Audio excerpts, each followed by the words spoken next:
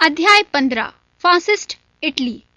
प्रथम विश्व युद्ध में सम्मिलित होने के समय अमेरिका ने ये घोषणा की थी कि उसका उद्देश्य विश्व में लोकतांत्रिक मूल्यों की रक्षा करना था। प्रजातंत्र और उदारवाद में विश्वास करने वाले मित्र राष्ट्रों को विश्व युद्ध में विजय अवश्य मिल गई, किंतु वे विश्व में प्रजातांत्रिक सिद्धांतों को सुरक्षित रखने में सफल नहीं हो सके।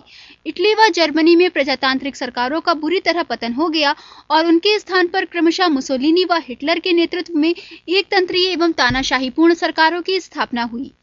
इटली में मुसोलिनी ने फासिस्ट दल की स्थापना की और इस दल के माध्यम से जनता में फासिज्म के सिद्धांतों का खूब प्रचार किया। अवसर मिलते ही उसने इटली की उदारवादी सरकार को धराशायी कर दिया तथा स्वयं वहां का तानाशाह बन गया। इटली में फासिज्म के उदय के कारण। इटली में फासिस्टवादी दल तथा फासिज्म तानाशाही के उदय व विकास के निम्नलिखित मुख्य कारण थे। नंबर 1, इटली में जनता में असंतोष। प्रथम विश्व युद्ध प्रारंभ होने के समय इटली की सरकार ने तटस्थ रहने का निश्चय किया था, किंतु कालांतर में उसने अपनी नीति में परिवर्तन करके मित्र राष्ट्रों के पक्ष में युद्ध में भाग लिया। युद्ध में सम्मिलित होने से पूर्व सन 1915 में इटली ने मित्र राष्ट्रों के साथ लंदन की संधि की थी, जिसमें मित्र राष्ट्रों ने युद्ध के पश्चात इटली को टिरोल, ट्राइटिनो, डलमेशिया, इस्ट्रिया तथा अल्बानिया का विशाल भाग प्रदान करने का आश्वासन दिया था।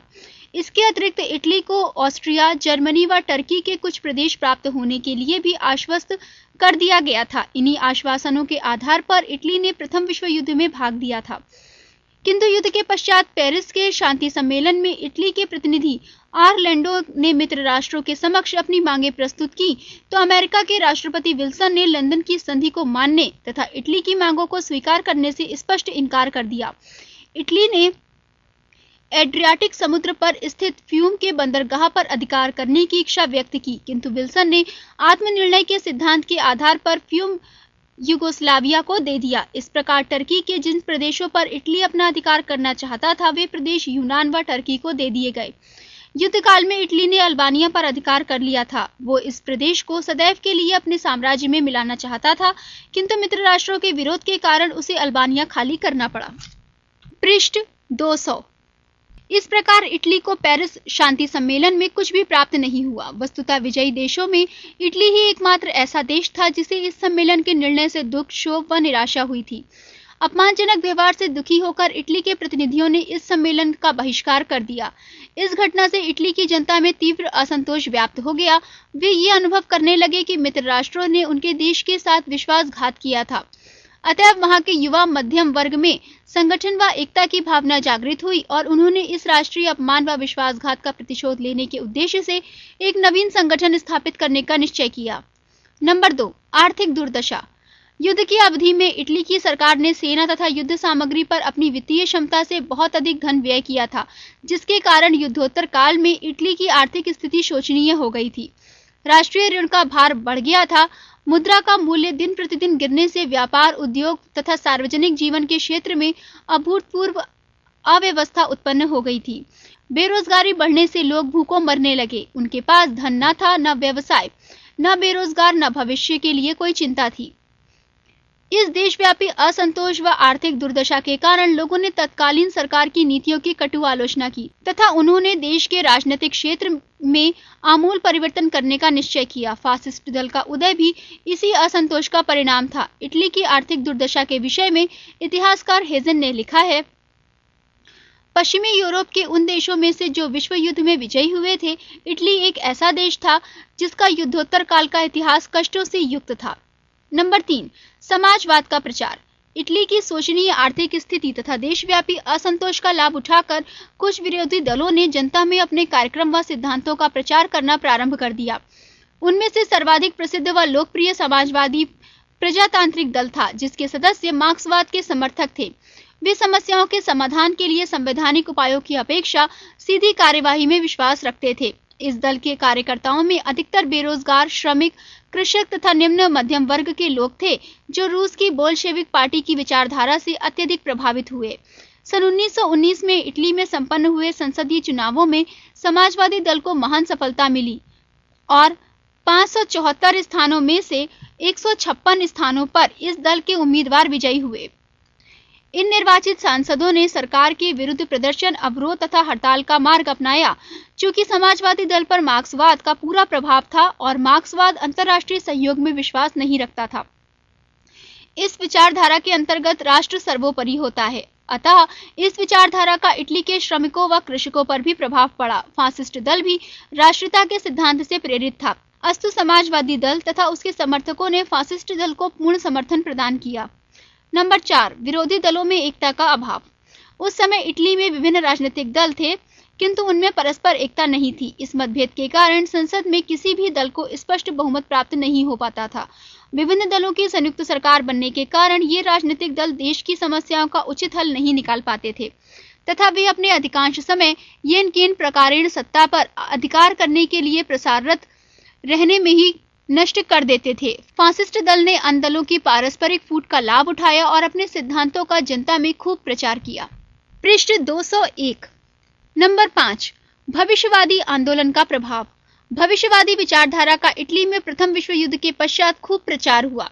इसका प्रणेता मेरिनेटी था, जिसने भूतकाल की सभी परंपराओं व विचारों का कड़ा विरोध किया। उसके मतानुसार प्रजातंत्र, उदारवाद, शांति आदि सभी सिद्धांत व विचार अत्यंत पुराने व दकियानूसी थे, इसलिए लोगों को इन्हें त्याग कर सुंदर भविष्य के नवीन सिद्धांत को स्वीकार करना चाहिए। वो युद्ध को मानव जीवन की सबसे बड़ी आवश्यकता मानता था। वो विश्व को भूतकाल की समस्त बुराइयों से मुक्त करने तथा नवीन व स्वच्छ संसार की रचना के लिए युद्ध को अनिवार्य समझता था। इस प्रकार भविष्यवादी आंदोलन की नवीन विचारधारा ने इटली के युवा वर्ग को प्रोत्साहित किया और उन्होंने इस उद्देश्य में सफलता प्राप्त करने के लिए एक दल का गठन किया, जिसे फासिस्ट दल कहा गया। नंबर 6, सरकार की अयोग्यता व अकर्मण्यता। इस प्रकार युद्धोत्तर काल में इटली की आंतरिक स्थिति शोचनीय थी। पेरिस शांति सम्मेलन के निर्णयों के प्रति संपूर्ण इटली में असंतोष व्याप्त था। देश का आर्थिक ढांचा अव्यवस्थित हो गया था। कृषि, उद्योग, व्यापार, वाणिज्य सभी का ह्रास हो रहा था। बेरोजगारी व अराजकता में निरंतर वृद्धि होने लगी, किंतु इटली की तत्कालीन सरकार ने जनता की समस्याओं को हल करने तथा अव्यवस्था, अराजकता और असंतोष को दूर करने के लिए कोई प्रभावी कदम नहीं उठाया। सरकार की अकर्मण्यता के विरोध में सन 1920 में समाजवादी दल के सहयोग से देश के श्रमिक व कृषकों ने विद्रोह कर दिया और उन्होंने लगभग 100 कारखानों पर अधिकार कर लिया। इतना ही नहीं, उन्हें चैम्बर ऑफ डिप्यूटीज की कुल सीटों के 1/3 भाग पर अधिकार करने में भी सफलता प्राप्त हो गई। किंतु सरकार ने समाजवादियों की बढ़ती हुई शक्ति का दमन करने का कोई प्रयास नहीं किया। फासिस्टवादियों ने इटली की अयोग्य व अकर्मण्य सरकार की अनुचित, जनविरोधी व उदासीन नीतियों का पूरा लाभ उठाया। फासिस्ट दल के नेता मुसोलिनी ने जब समाजवादियों का दमन किया तो सरकार ने ये सोचकर कोई कदम नहीं उठाया कि परस्पर संघर्ष से समाजवादी व फासिस्टवादी दलों की शक्ति का ह्रास होगा।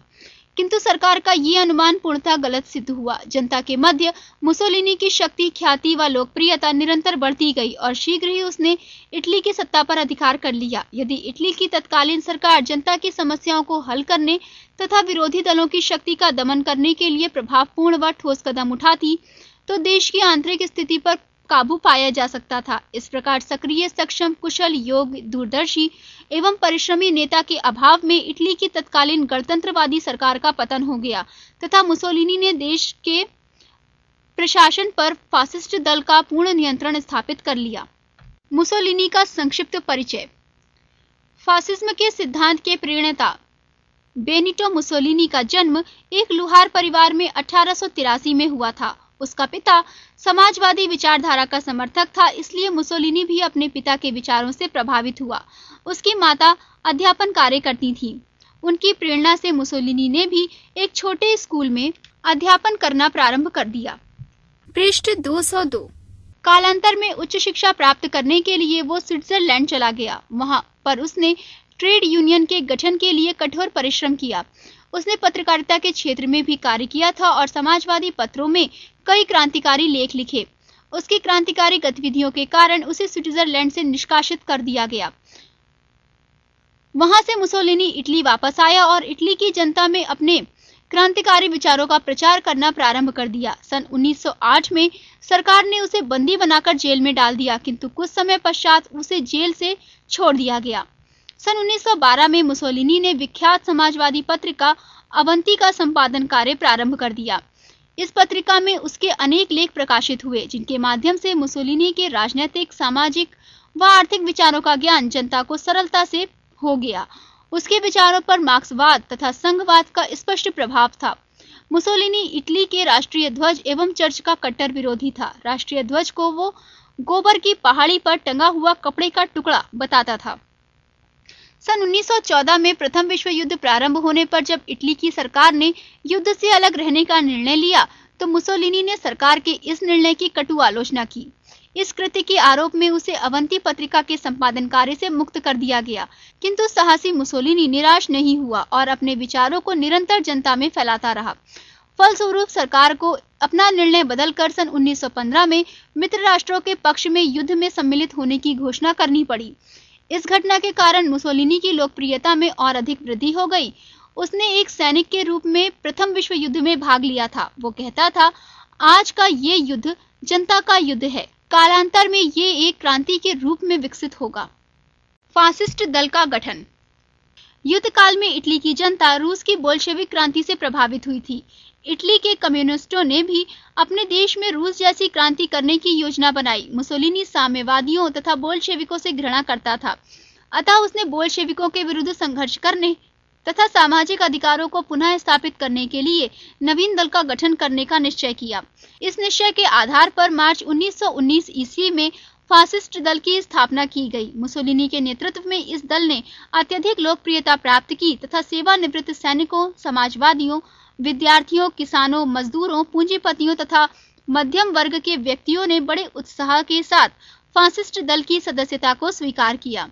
मुसोलिनी ने अपनी योग्यता व कुशलता के द्वारा दल के सभी सदस्यों को एकता व संगठन के सूत्र में बांधने में सफलता प्राप्त की। फासिस्ट दल के सदस्य काली कमीज पहनते थे और हथियारों से सुसज्जित रहते थे। मुसोलिनी अपने दल का चीफ कमांडर था। वो एक महान वक्ता था। फासिस्ट दल का अपना निजी ध्वज होता था। फासिस्ट दल का प्रथम अधिवेशन मिलान नामक नगर में आयोजित किया गया था। इस अधिवेशन में दल के कार्यक्रम की घोषणा के साथ साथ एक मांग पत्र भी तैयार किया गया था, पृष्ठ 203। इसमें अग्रलिखित मांगों को प्रमुखता दी गई थी। नंबर 1, युद्ध सामग्री को बनाने वाले कारखानों का राष्ट्रीयकरण किया जाए। नंबर 2, युद्ध काल में पूंजीपतियों द्वारा कमाए गए धन के 85% भाग को जब्त किया जाए। नंबर 3, कुछ उद्योगों पर श्रमिकों का नियंत्रण स्थापित किया जाए।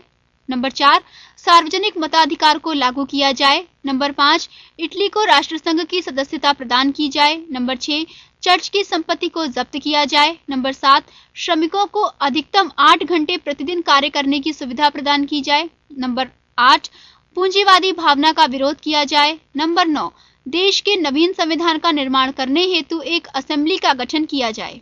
मुसोलिनी सफलता की राह पर। फासिस्ट दल का कार्यक्रम और मांग पत्र इटली की जनता में शीघ्र ही लोकप्रिय हो गया और इस दल की सदस्य संख्या तीव्र गति से बढ़ने लगी।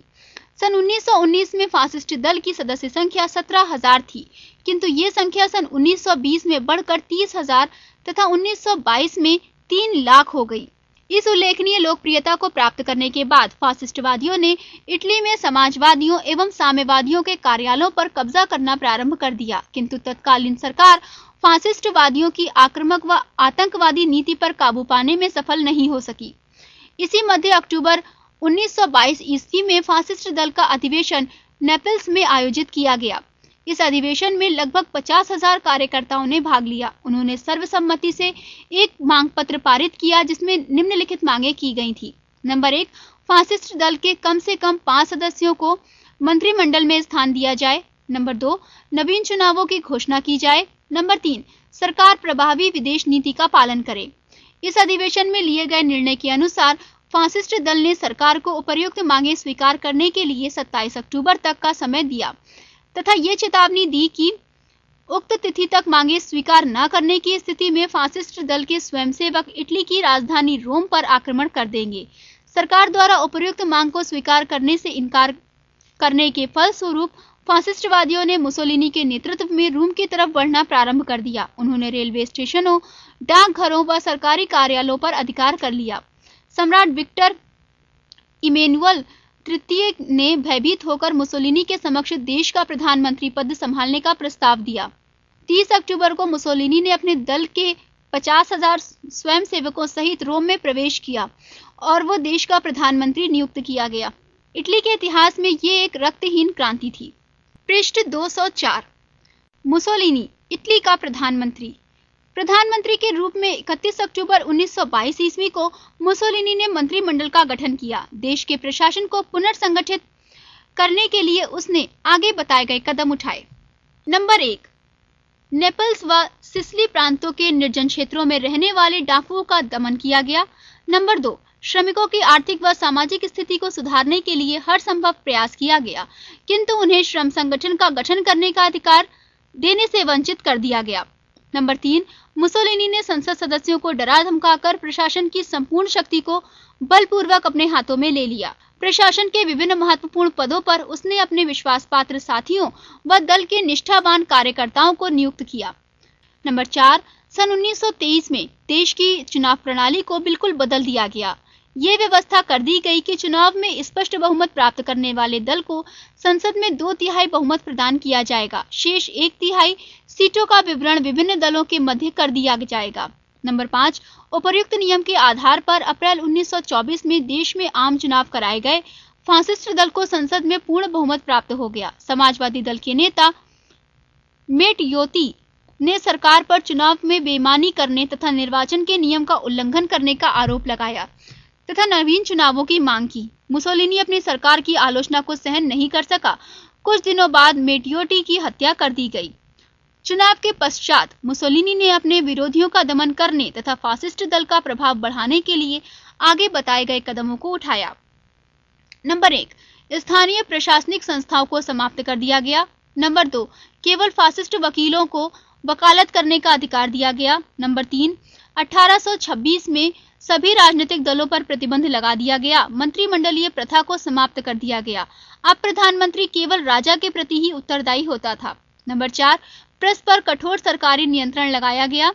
बहुत से समाचार पत्र पत्रिकाओं का प्रकाशन बंद कर दिया गया। नंबर 5, विरोधियों को गिरफ्तार करने के लिए पुलिस विभाग को असीमित अधिकार प्रदान किए गए। बंदी बनाए गए व्यक्तियों को अनिश्चित काल तक जेल में रखा जाता था। इस व्यवस्था के अनुसार लगभग सभी विरोधी दलों के कार्यकर्ताओं को जेल में बंद कर दिया गया। नंबर 6, राजनीतिक बंदियों की गतिविधियों पर निर्णय देने के लिए विशेष न्यायालय की स्थापना की गई। नंबर 7, विद्यालय में फासिस्ट दल के सिद्धांतों की शिक्षा को अनिवार्य कर दिया गया। नंबर 8, प्रशासन में भ्रष्टाचार समाप्त करने के लिए अनेक महत्वपूर्ण कदम उठाए गए। नंबर 9, इटली की वैदेशिक प्रतिष्ठा को पुनः अर्जित करने के लिए सेना का पुनर्गठन किया गया। इस प्रकार प्रधानमंत्री के रूप में मुसोलिनी ने अपने कार्यों में सफलता प्राप्त की। अपने दल की शक्ति को संगठित करने, अपने बहुमत को बढ़ाने, विरोधी दलों का दमन करने, साधारण जनता को आवश्यक सुविधाएं प्रदान करने तथा देश की प्रतिष्ठा व गौरव में वृद्धि करने के उद्देश्य से मुसोलिनी एक सफल प्रधानमंत्री था। पृष्ठ 205। इटली की जनता ने उसके कार्यों व नीतियों का पूर्ण समर्थन किया। इतिहासकार हेजन ने लिखा है, प्रशासनिक बेईमानी व शिथिलता का निर्दयतापूर्वक दमन कर दिया गया, सैनिक शक्ति को सुदृढ़ किया गया तथा विदेशों में इटली की प्रतिष्ठा में अप्रत्याशित वृद्धि हो गई। सभी राजनीतिक दलों का दमन कर दिया गया। मुसोलिनी, इटली का फासिस्ट तानाशाह। मुसोलिनी जनतंत्र और बहुमत के सिद्धांतों से घृणा करता था। राज्यों की सर्वोच्चता में उसे अगाध विश्वास था। राज्य के सम्मुख उसने व्यक्तिगत अधिकारों को कभी स्वीकार नहीं किया। उसकी दृष्टि में व्यक्ति राज्य के अस्तित्व को स्वीकार करने का एक साधन मात्र था। राज्य, बहुमत, जनतंत्र आदि के संबंध में मुसोलिनी के विचार को हेजन ने इस प्रकार व्यक्त किया है। मुसोलिनी का दृढ़ विश्वास था कि राज्य के समक्ष व्यक्ति का कोई अस्तित्व नहीं होता। वो प्रशासन की प्रजातंत्र पद्धति को पश्चिमी यूरोप के धनी देशों के खेलने की वस्तु मानता था। वो बहुमत से घृणा करता था। उसकी धारणा थी कि देश के सभ्य लोगों द्वारा जनमत की अभिव्यक्ति उचित ढंग से की जानी चाहिए। मुसोलिनी इटली में एक नेता व एक दल के शासन की स्थापना करना चाहता था। उसने प्रशासनिक क्षेत्र में जो महत्वपूर्ण कार्य किए थे, उनके कारण अधिकांश जनता उसके पक्ष में हो गई थी। अपनी स्थिति को अधिक सुदृढ़ करने के लिए मुसोलिनी ने प्रशासनिक क्षेत्र में 3 अंगों का गठन किया। नंबर 1 मंत्री परिषद, नंबर 2 फासिस्ट दल की वृहद परिषद और नंबर 3 संसद। मंत्री परिषद के सभी सदस्य मुसोलिनी के कट्टर समर्थक थे। बृहद परिषद फासिस्ट दल की प्रबंध समिति थी जिसका नेता मुसोलिनी था। इसकी सदस्य संख्या 25 थी। संसद के 2 सदन बनाए गए, सीनेट तथा चैम्बर ऑफ डिप्यूटीज। सीनेट के सदस्यों को स्वयं मुसोलिनी मनोनीत करता था, जबकि चैम्बर ऑफ डिप्यूटीज के सदस्यों को मंत्री परिषद एवं बृहद परिषद द्वारा नियुक्त किया जाता था। इस प्रकार नवीन व्यवस्था के द्वारा मुसोलिनी ने शासन की संपूर्ण शक्ति का पूर्व अधिकार कर लिया। देश की जनता ने मुसोलिनी के इन कार्यों का भी भरपूर समर्थन किया, क्योंकि मुसोलिनी ने गणतंत्रीय सरकार के अधूरे कार्यों को पूरा करने का आश्वासन जनता को दिया था। इस प्रकार मुसोलिनी अंततः इटली का वास्तविक स्वामी बन गया तथा उसने देश में अपनी तानाशाही को स्थापित करने में सफलता प्राप्त कर ली। फासिज्म के सिद्धांत। इटली में फासिज्म की स्थापना प्रथम विश्व युद्ध के पश्चात की गई थी। इस विचारधारा का जन्मदाता मुसोलिनी था। उसने कार्ल मार्क्स व लेनिन की भांति फासिज्म का कोई सिद्धांत नहीं बनाया था। फासिस्ट दल ने भी इटली की जनता के राजनीतिक जीवन के लिए कोई निश्चित कार्यक्रम अथवा सिद्धांत की घोषणा कभी नहीं की थी। पृष्ठ 206। इसलिए आलोचकों ने फासिज्म के विचार को नितांत अस्पष्ट बताया है। उनका मत है कि फासिज्म का कोई मौलिक सिद्धांत नहीं था, बल्कि विभिन्न स्रोतों से एकत्र किए गए विचारों को समय की मांग के अनुसार फासिज्म की संज्ञा दे दी गई थी। इसके बावजूद फासिज्म के कुछ आधारभूत सिद्धांत इस प्रकार से थे। नंबर 1, सर्वसत्तात्मक राज्य की स्थापना में विश्वास। मुसोलिनी राष्ट्र के हित के लिए एक व्यक्ति व एक दल के शासन में विश्वास करता था। विरोध पक्ष के अस्तित्व में उसे तनिक भी विश्वास नहीं था। प्रधानमंत्री बनने के पश्चात उसने फासिस्ट दल की शक्तियों को बढ़ाने के लिए अनेक महत्वपूर्ण कदम उठाए। उसके दल के सभी सदस्य अनुशासित सैनिक की भांति कार्य करते थे। वे अपने नेता के आदेशों तथा दल की नीतियों का उल्लंघन नहीं कर सकते थे। फासिस्ट तानाशाही के अंतर्गत राज्य को सर्वोच्च माना गया। फासिस्ट दल के नेता अर्थात मुसोलिनी को ड्यूस कहा जाता था तथा ड्यूस को राज्य का सच्चा प्रतिनिधि माना गया था। इटली की राजनीतिक, सामाजिक और आर्थिक संस्थाओं पर तानाशाह मुसोलिनी का पूर्ण नियंत्रण था। गृह व विदेश नीतियों का निर्धारण करने का अधिकार भी केवल उसे ही प्राप्त था। नंबर 2, व्यक्तिवाद का विरोध। फासिज्म की विचारधारा व्यक्तिवाद के विरुद्ध थी। चूंकि मुसोलिनी राज्य की सर्वोच्चता में दृढ़ विश्वास रखता था, इसलिए लोगों के व्यक्तिगत हितों को कोई महत्व नहीं देता था। वो कहा करता था, प्रत्येक वस्तु राज्य के लिए है, राज्य के विरुद्ध कुछ भी नहीं हो सकता, राज्य से बाहर कुछ भी नहीं पाया जा सकता। व्यक्ति व राज्य के पारस्परिक संबंधों के विषय में मुसोलिनी के विचार बहुत स्पष्ट थे। वो राष्ट्र को मजबूत बनाना राज्य का प्राथमिक एवं आधारभूत कार्य मानता था। लोगों के व्यक्तिगत हितों के लिए प्रयत्न करना राज्य का दायित्व नहीं होना चाहिए। राज्य के बाहर रहकर कोई व्यक्ति अपने सर्वांगीण विकास का सफल प्रयास नहीं कर सकता।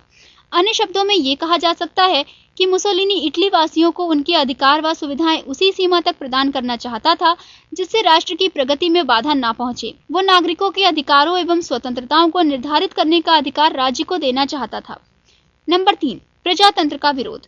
फासिज्म के अंतर्गत जनतंत्रीय सिद्धांतों के लिए कोई स्थान नहीं था। मुसोलिनी प्रजातंत्र और बहुमत से घृणा करता था। वो प्रजातांत्रिक सरकार को मूर्खों की सरकार कहता था। फासिज्म के सिद्धांतों में नेता का आदेश सर्वमान्य व सर्वोच्च होता था। स्वायत्तशासी संस्थाएं समाप्त कर दी गई थी तथा देश की लोकतांत्रिक चुनाव पद्धति भी पूरी तरह परिवर्तित कर दी गई थी। प्रेस व भाषण पर कठोर प्रतिबंध लगाए गए थे। पूरे देश में गुप्तचरों का जाल बिछा दिया गया था। इस प्रकार देश में प्रशासन की प्रजातांत्रिक व्यवस्था को पूर्णतः नष्ट करके फासिस्ट नेता की तानाशाही की स्थापना की गई थी। नंबर 4, साम्यवाद का विरोध। फासिज्म और साम्यवाद के सिद्धांतों में कोई समानता नहीं थी। साम्यवाद के अनुसार मानवीय विकास का इतिहास आर्थिक पहलू पर आधारित होता है, जबकि फासिज्म राजनीतिक घटनाक्रम को निर्णायक मानता था। फासिज्म वर्ग संघर्ष में विश्वास नहीं करता था। इसके विपरीत साम्यवादी विचारधारा के अंतर्गत वर्ग संघर्ष अत्यंत महत्वपूर्ण स्थान रखता था। पृष्ठ 207। नंबर 5, शांति का विरोध। यह फासिज्म का मौलिक व सर्वाधिक महत्वपूर्ण सिद्धांत था। फासिज्म शांति का विरोधी व युद्ध की नीति का समर्थक था। यह एक आश्चर्य की बात है कि मुसोलिनी ने ऐसे समय में शांति विरोधी प्रचार जनता में किया जब राष्ट्र संघ जैसा महान संगठन संपूर्ण विश्व को शांति का पाठ पढ़ा रहा था। मुसोलिनी ने राष्ट्र संघ की नीतियों व सिद्धांतों की आलोचना करते हुए लोगों को समझाया कि मानव शक्ति को सफलता की सर्वोच्च शिखर पर पहुंचाने का युद्ध ही एकमात्र साधन है। युद्ध का अर्थ था प्रगति अर्थात आगे बढ़ना, जबकि शांति का अर्थ था रुकना अर्थात यथास्थिति। प्रगति का अर्थ था साम्राज्य का विस्तार और ये केवल युद्ध के द्वारा ही संभव हो सकता था। मुसोलिनी ने अपने दल के सदस्यों को निरंतर प्रगति के पथ पर बढ़ने तथा प्रत्येक प्रकार के कष्टों को सहन करने के लिए तैयार रहने की शिक्षा दी थी। उसने देशवासियों से कहा था, युद्ध में यदि मैं चलूं तो मेरा नेतृत्व स्वीकार करो, अन्यथा मुझे गोली मार देना। मैं शांति के साथ रहना पसंद नहीं करता। नंबर 6, आर्थिक स्वतंत्रता का अंत। मुसोलिनी ने इटली में राजनीतिक स्वतंत्रता की भांति आर्थिक स्वतंत्रता को भी नष्ट कर दिया। उसने स्वतंत्र छोड़ दो तथा राज स्वामित्व दोनों औद्योगिक नीतियों का विरोध किया तथा राष्ट्रीय संघवाद नामक नवीन पद्धति का सूत्रपात करके इटली के आर्थिक ढांचे में क्रांतिकारी परिवर्तन ला दिया। वस्तुतः राष्ट्रीय संघवाद नवीन व मौलिक विचारधारा नहीं थी, बल्कि राष्ट्रवाद व संघवाद के विस्तृत स्वरूप को मुसोलिनी ने राष्ट्रीय संघवाद के नाम से संबोधित किया। इस व्यवस्था के अंतर्गत पूंजीपति व श्रमिक दोनों वर्गों के अस्तित्व व महत्व को स्वीकार करते हुए मुसोलिनी ने राष्ट्र के व्यापक हितों की सुरक्षा के लिए दोनों वर्गों के सहयोग को आवश्यक समझा। उसने पूंजीपतियों को श्रमिकों का शोषण करने की आज्ञा कभी नहीं दी। औद्योगिक क्षेत्र में पूंजीपति अथवा श्रमिक वर्ग के एकाधिकार का मुसोलिनी कट्टर विरोधी था। उसने सार्वभौमिक एवं सर्वसत्तात्मक राज्य की स्थापना की, जिसके अंतर्गत राज्य को सर्वोच्च शक्ति के रूप में स्वीकार किया गया। अतः उसने पूंजीपतियों व श्रमिकों पर भी राज्य का पूरा नियंत्रण स्थापित किया। राष्ट्रीय संघवाद के विचार को कार्यान्वित करने के उद्देश्य से मुसोलिनी ने सन 1926 में एक नियम बनाया। इस नियम के अनुसार देश में संघों की स्थापना की गई। पूंजीपति व श्रमिक वर्ग में से प्रत्येक के 6 प्रतिनिधियों को इस संघ में प्रतिनिधित्व दिया गया। इसके अतिरिक्त वकील, डॉक्टर आदि व्यवसायों में लगे हुए व्यक्तियों का भी एक प्रतिनिधि इन संघों का सदस्य बनाया गया। संपूर्ण इटली में ऐसे व्यावसायिक राष्ट्रीय संघों की शाखाएं खोली गईं। इन संघों के निरीक्षण एवं नियंत्रण का अधिकार सहकारिता मंत्री को प्रदान किया गया। ये पद स्वयं मुसोलिनी के पास था। इन संघों का प्रमुख कार्य पूंजीपतियों व श्रमिकों के विवादों का समाधान करना था, ताकि औद्योगिक क्षेत्र में वर्ग संघर्ष समाप्त हो सके। औद्योगिक विवादों पर नियंत्रण देने के लिए विशेष अदालतों का गठन किया गया। इन अदालतों का निर्णय सर्वमान्य एवं अंतिम होता था। श्रमिकों को हड़ताल करने के अधिकार से वंचित कर दिया गया। उपर्युक्त सिद्धांतों के आधार पर यह कहा जा सकता है कि फासिज्म के कुछ सिद्धांत मौलिक व श्रेष्ठ थे। इन सिद्धांतों के माध्यम से फासिस्ट दल ने एक निश्चित सीमा तक राष्ट्रहित में कुछ महत्वपूर्ण कार्य किए। पृष्ठ 208, मुसोलिनी की गृह नीति। मुसोलिनी का कार्यकाल इटली के सर्वांगीण विकास के लिए विख्यात है। उसने प्रजातांत्रिक सरकार के अधूरे कार्यों को पूरा करने के साथ साथ देश के आर्थिक, औद्योगिक, धार्मिक एवं शिक्षा के विकास के लिए भी अथक प्रयास किया। व्यापार एवं यातायात के क्षेत्र में भी पर्याप्त प्रगति हुई थी। सुदृढ़ केंद्रीय सरकार की स्थापना। मुसोलिनी अत्यंत महत्वाकांक्षी व्यक्ति था। प्रधानमंत्री पद ग्रहण करने के पश्चात उसने धीरे धीरे अपनी शक्ति में वृद्धि करना प्रारंभ कर दिया था। इस संबंध में उसने दोहरी नीति को अपनाया। एक तरफ जनता की सामाजिक व आर्थिक स्थिति को सुधारने तथा व्यापार, यातायात, वाणिज्य, उद्योग और शिक्षा का विकास करने के लिए उसने अनेक महत्वपूर्ण कदम उठाए तथा दूसरी तरफ अपनी स्थिति को सुदृढ़ बनाने के लिए भी उसने कुछ प्रयास किए।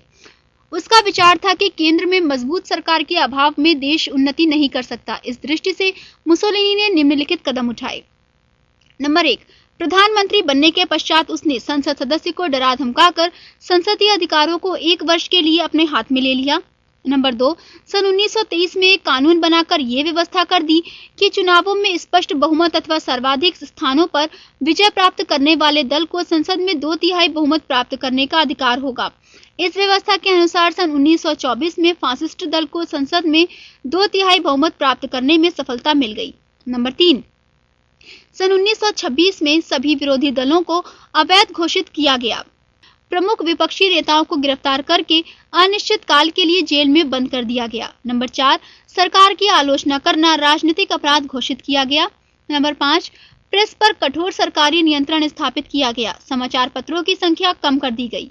नंबर 6, जनता की स्वतंत्रता को समाप्त करने के लिए विभिन्न कदम उठाए गए। राजनीतिक अपराधियों के मामलों को निपटाने के लिए विशेष अदालतों का गठन किया गया। स्थानीय निकायों को समाप्त कर दिया गया। नंबर 7, सन 1928 में चुनाव प्रणाली में पुनः परिवर्तन किया गया। मतदाता सूची को फासिस्ट दल द्वारा तैयार किया गया, जिसके फलस्वरूप संसद पर फासिस्ट दल का एकाधिकार स्थापित हो गया।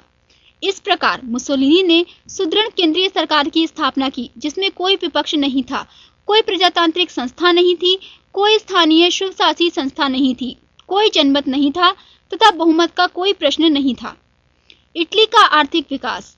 इटली के आर्थिक ढांचे में फासिस्ट दल के सिद्धांतों व कार्यक्रमों ने क्रांतिकारी परिवर्तन कर दिया। देश के आर्थिक विकास की दृष्टि से आगे बताए गए कदम उठाए गए।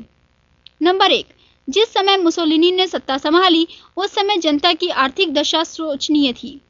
राष्ट्रीय बजट पिछले कई वर्षों से घाटे में चल रहा था। मुद्रा का मूल्य दिन प्रतिदिन गिर रहा था, जबकि वस्तुओं की कीमतों में निरंतर वृद्धि हो रही थी। इस समस्या को हल करने के लिए मुसोलिनी ने राज्य के व्यय को कम किया तथा धनवानों पर अधिक कर लगाए। पृष्ठ 209। इस व्यवस्था के फलस्वरूप सन 1925 में मुसोलिनी ने देश के बजट को संतुलित कर दिया। बजट का घाटा पूरा हो गया तथा वस्तुओं की बढ़ती हुई कीमतों पर भी काबू पा लिया गया। नंबर 2, प्रथम विश्व युद्ध के बाद इटली में बेरोजगार व्यक्तियों की संख्या में तेजी से वृद्धि हुई। मुसोलिनी ने इस समस्या को अत्यंत गंभीर मानकर इसका समाधान करने के उद्देश्य से सार्वजनिक निर्माण कार्यों तथा स्कूल कॉलेजों के भवनों के निर्माण को प्रोत्साहित किया। देश में विभिन्न सड़कों, पुलों व विश्राम गृहों का निर्माण कराया गया। पुरानी एवं जीर्ण इमारतों की मरम्मत कराई गई। कुछ बंदरगाहों का भी निर्माण हुआ। इस निर्माण कार्य के फलस्वरूप हजारों बेरोजगार लोगों को रोजगार प्राप्त हो गया। नंबर 3, उस समय देश की रेल व्यवस्था भी निरंतर पतन की ओर अग्रसर हो रही थी। इसका बजट भी घाटे में चल रहा था। मुसोलिनी ने रेलवे की आर्थिक स्थिति को सुधारने की ओर अपना पूरा ध्यान लगा दिया। उसके प्रयत्नों से रेलवे बजट के घाटे को शीघ्र ही पूरा कर दिया गया। नंबर 4, खनिज पदार्थ एवं कच्चे माल की दृष्टि से इटली एक गरीब देश था। इटली का लगभग 2/3 भाग पहाड़ियों से घिरा हुआ था। कोयला, लोहा, तांबा, तेल आदि के अभाव के कारण देश के औद्योगिक विकास एवं आर्थिक उत्थान में बहुत बड़ी बाधा उत्पन्न हो गई थी। किंतु मुसोलिनी अपने देश को साधन संपन्न एवं स्वावलंबी बनाने के लिए कृत संकल्प था। उसने देश में कच्चे माल एवं खनिज पदार्थों के संसाधनों का पता लगाने के लिए योग्य वैज्ञानिकों एवं इंजीनियरों से परामर्श किया तथा इस दिशा में उसे काफी सीमा तक सफलता भी प्राप्त हो गई। किंतु कच्चे माल एवं खनिज पदार्थों के क्षेत्र में इटली को स्वावलंबी बनाने का मुसोलिनी का स्वप्न पूरा नहीं हो सका। नंबर 5, मुसोलिनी की गृह नीति का मुख्य उद्देश्य उत्पादन में वृद्धि करना था। उस समय कृषि की दशा चिंताजनक थी, अतः मुसोलिनी ने कृषि की स्थिति को सुधारने की ओर पूरा ध्यान लगाया। बंजर भूमि को कृषि योग्य बनाया गया। कृषकों को सरकार की ओर से पुरस्कार देने की व्यवस्था की गई ताकि उनमें अधिकतम उत्पादन करने की प्रतियोगी भावना उत्पन्न हो सके। किसानों को कृषि करने के नवीन और वैज्ञानिक तरीकों की शिक्षा दी गई। मुसोलिनी के इन कार्यों के फलस्वरूप कृषि क्षेत्र में उत्पादन पहले की अपेक्षा बहुत अधिक बढ़ गया। नंबर 6, औद्योगिक विकास के क्षेत्र में भी मुसोलिनी की सरकार ने सफल प्रयास किए। पूर्व पंक्तियों में ये बताया जा चुका है कि इटली के पास कच्चा माल तथा खनिज पदार्थों के संसाधनों की कमी थी। अतः इस कमी को पूरा करने के लिए सरकार ने झरनों के पानी का सदुपयोग किया तथा विशाल पैमाने पर जल विद्युत का उत्पादन किया गया। रेल पटरियों, मोटरों, पानी के जहाजों, हवाई जहाजों, इंजनों आदि के निर्माण के लिए अनेक कारखानों की स्थापना की गई। रेशम के उत्पादन को प्रोत्साहन दिया गया। सरकार द्वारा उद्योगपतियों को आर्थिक सहायता प्रदान की गई। इस प्रकार औद्योगिक क्षेत्र में इटली को स्वावलंबी देश बनाने के लिए सरकार ने अनेक महत्वपूर्ण प्रयास किए। नंबर 7, मुसोलिनी औद्योगिक क्षेत्र में वर्ग संघर्ष का विरोधी था। अतः वर्ग संघर्ष को समाप्त करने के लिए उसने राष्ट्रीय संघवाद की नीति की घोषणा की, जिसके अनुसार पूंजीपतियों व श्रमिकों के प्रतिनिधियों के संघ स्थापित किए। इन तीनों वर्गों के पारस्परिक विवाद को हल करने के लिए विशेष अदालतों का गठन किया गया। इस प्रकार औद्योगिक क्षेत्र में कटुता एवं वर्ग संघर्ष के वातावरण को समाप्त करने में मुसोलिनी को सफलता प्राप्त हो गई। पृष्ठ 210। मुसोलिनी की शिक्षा संबंधी नीति। अपने दल को सुदृढ़ बनाने के उद्देश्य से मुसोलिनी ने इटली की शिक्षा प्रणाली में कुछ महत्वपूर्ण परिवर्तन किए। मुसोलिनी के प्रति स्वामी भक्ति व वफादारी प्रमाणित करने वाले व्यक्तियों को ही फासिस्ट दल का सदस्य बनने की अनुमति प्रदान की गई। भविष्य में फासिस्ट दल के योग्य व कुशल कार्यकर्ताओं की संख्या में वृद्धि करने के उद्देश्य से एक बृहद कार्यक्रम तैयार किया गया। देश के युवा वर्ग को फासिस्ट दल के सिद्धांतों से होने वाले लाभों की शिक्षा देने के लिए एक फासिस्ट युवा फेडरेशन का गठन किया गया। प्राइमरी तथा माध्यमिक स्तर तक फासिज्म के सिद्धांतों की शिक्षा को अनिवार्य कर दिया गया। नवीन शिक्षा नीति के अंतर्गत शिक्षण संस्थाओं को विद्यार्थियों की आयु के आधार पर 5 विभिन्न वर्गों में विभाजित किया गया। सभी वर्गों की शिक्षण संस्थाओं को फासिज्म के सिद्धांतों एवं राजनीतिक विचारधारा के साथ संबद्ध कर दिया गया। इसके अतिरिक्त लड़कियों को फासिज्म की शिक्षा देने की भी पृथक व्यवस्था की गई। पोप के साथ समझौता। सन 1870 में इटली का एकीकरण पूरा होने के बाद पोप तथा इटली की सरकार के मध्य कटुता उत्पन्न हो गई थी, जो मुसोलिनी के समय में भी विद्यमान थी। मुसोलिनी को धार्मिक मामलों में कोई रुचि नहीं थी, अतः अन्य समस्याओं के निस्तारण से पूर्व उसने पोप तथा रोमन कैथोलिकों की समस्या को हल करना उचित समझा। उसके प्रयासों से 11 फरवरी 1929 को एक समझौता संपन्न हुआ। चूंकि यह समझौता पोप के निवास स्थान लेट्रन के राजमहल में हुआ था, इसलिए इसे लेट्रन का समझौता भी कहा जाता है। इसके अंतर्गत आगे बताए गए निर्णय लिए गए। नंबर 1, पोप ने रोम से अपना अधिकार त्याग दिया और रोम को इटली की राजधानी के रूप में स्वीकार कर लिया। नंबर 2, मुसोलिनी ने पोप को कैथोलिक जगत का सार्वभौमिक स्वामी स्वीकार किया। नंबर 3, पोप को विदेशों के साथ संबंध स्थापित करने, विदेशों में अपने राजदूत नियुक्त करने तथा विदेशी राजदूतों का स्वागत करने का अधिकार दे दिया गया। वो अपनी निजी डाक टिकट व मुद्रा जारी कर सकता था। नंबर 4, सरकार ने पोप को प्रतिवर्ष $10 करोड़ की धनराशि देने का वचन दिया। नंबर 5, रोमन कैथोलिक धर्म को इटली का राजधर्म घोषित किया गया। नंबर 6, पोप ने सेवाए राजवंश को मान्यता प्रदान कर दी। नंबर 7, पादरियों को वेतन देने का दायित्व सरकार ने स्वीकार कर लिया। नंबर 8, सभी विद्यालयों में धार्मिक शिक्षा को अनिवार्य कर दिया गया। इस समझौते के फलस्वरूप इटली के धार्मिक इतिहास में एक नए युग का प्रारंभ हुआ। पोप तथा राज्य के संबंधों में काफी सीमा तक सुधार हो गया, किंतु शीघ्र ही युवा वर्ग की शिक्षा के प्रश्न पर दोनों के मध्य मतभेद उत्पन्न हो गया। रोम कैथोलिकों द्वारा संचालित शिक्षण संस्थाओं को मुसोलिनी ने फासिस्ट दल के विद्यालयों में विलीन कर दिया। 14 वर्ष से अधिक आयु के प्रत्येक रोमन कैथोलिक को फासिस्ट दल के नेता के प्रति स्वामी भक्त रहने की घोषणा करना अनिवार्य कर दिया गया। मुसोलिनी ने धीरे धीरे शिक्षा के क्षेत्र में चर्च के प्रभाव को बिल्कुल समाप्त कर दिया। पृष्ठ 211, दीर्घ उत्तरीय प्रश्न। प्रश्न 1, उन परिस्थितियों का वर्णन कीजिए जिनके अंतर्गत इटली में फासिज्म का उदय हुआ।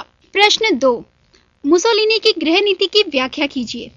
लघु उत्तरीय प्रश्न। प्रश्न 1, मुसोलिनी का संक्षिप्त परिचय दीजिए। प्रश्न 2, फासिस्ट दल के प्रथम अधिवेशन में तैयार किए गए मांग पत्र के प्रमुख बिंदुओं को स्पष्ट कीजिए। प्रश्न 3, फांसीवाद के प्रमुख सिद्धांतों की संक्षिप्त व्याख्या कीजिए। प्रश्न 4, इटली के आर्थिक विकास के लिए मुसोलिनी द्वारा किए गए प्रयासों का उल्लेख कीजिए। वस्तुनिष्ठ प्रश्न। प्रश्न 1, पेरिस शांति सम्मेलन में इटली का प्रतिनिधित्व किसने किया था? Number 1, Wilson. Number 2, Mussolini. Number 3, Orlando. Number 4, Hitler. सही उत्तर है नंबर 3, आर्लेंडो। प्रश्न 2, 1919 ईस्वी में संपन्न हुए चुनावों में समाजवादी दल को कितनी सीटों पर सफलता प्राप्त हुई थी? नंबर 1, 156। नंबर 2, 574। नंबर 3, 219 और नंबर 4, 232। सही उत्तर है नंबर 1, 156। प्रश्न 3, प्रथम विश्व युद्ध के पश्चात इटली में भविष्यवादी विचारधारा के प्रेरणता कौन थे? Number 1, Mussolini. Number 2, Orlando. Number 3, Marinetti. Number 4, इनमें से कोई नहीं। सही उत्तर है नंबर 3, मैरिनिटी। प्रश्न 4, इटली में फांसीवाद के सिद्धांत का प्रमुख प्रेरणता कौन था? Number 1, Hitler. Number 2, Orlando. Number 3, Mussolini और नंबर 4, मैरिनेटी। सही उत्तर है नंबर 3, मुसोलिनी। प्रश्न 5, मुसोलिनी ने किस पत्रिका का संपादन कार्य किया था? Number 1, Avanti. Number 2, India Today. Number 3, Italy at the glance. Number 4, सभी गलत हैं। सही उत्तर है नंबर 1, अवंती। प्रश्न 6, मुसोलिनी की उच्च शिक्षा किस देश में संपन्न हुई थी? Number 1, Italy. Number 2, Germany. Number 3, England और नंबर 4, स्विट्जरलैंड। सही उत्तर है नंबर 4, स्विट्जरलैंड। प्रश्न 7, राष्ट्रीय ध्वज गोबर की पहाड़ी पर टंगा हुआ कपड़े का टुकड़ा है। ये वाक्य किसने कहा था? Number 1, Hitler. Number 2, Mussolini. Number 3, general Franco. Number 4, Lenin. सही उत्तर है नंबर 2, मुसोलिनी। पृष्ठ 212। प्रश्न 8, फासिस्ट दल का प्रथम अधिवेशन किस स्थान पर संपन्न हुआ था? Number 1, Milan. Number 2, Berlin. Number 3, Rome. Number 4, London. सही उत्तर है नंबर 1, मिलान। प्रश्न 9, मुसोलिनी को इटली का प्रधानमंत्री कब नियुक्त किया गया? नंबर 1, अक्टूबर 1922। नंबर 2, जनवरी 1933। नंबर 3, दिसंबर 1927 और नंबर 4, नवंबर 1925। सही उत्तर होगा नंबर 1, अक्टूबर 1922। प्रश्न 10, मुसोलिनी की सरकार में फासिस्ट दल की प्रबंध समिति को क्या कहा जाता था? नंबर 1 राष्ट्रीय परिषद, नंबर 2 सर्वोच्च सभा, नंबर 3 बृहद परिषद और नंबर 4 राष्ट्रीय महासभा। सही उत्तर है नंबर 3 बृहद परिषद। प्रश्न 11 निम्न में से कौन सा सिद्धांत फांसीवाद से संबंधित नहीं है? नंबर 1 व्यक्तिवाद का विरोध, नंबर 2 प्रजातंत्र का समर्थन, नंबर 3 साम्यवाद का विरोध, नंबर 4 इनमें से कोई नहीं। सही उत्तर है नंबर 2 प्रजातंत्र का समर्थन। प्रश्न 12 मुसोलिनी के कार्यकाल में पोप का निवास स्थान कहाँ था? नंबर 1 वर्साई का शीश महल, नंबर 2 टुइलरीज का राजप्रासाद, नंबर 3 लेट्रन का राजमहल और नंबर 4 सभी गलत हैं। सही उत्तर है नंबर 3 लेट्रन का राजमहल। प्रश्न 13 1929 ईस्वी में मुसोलिनी तथा पोप के मध्य संपन्न हुए समझौते को क्या कहा गया? नंबर 1 लेट्रन का समझौता, नंबर 2 धार्मिक समझौता, नंबर 3 चर्च राज्य समझौता, नंबर 4 इनमें से कोई नहीं। सही उत्तर है नंबर 1 लेट्रन का समझौता। पृष्ठ 213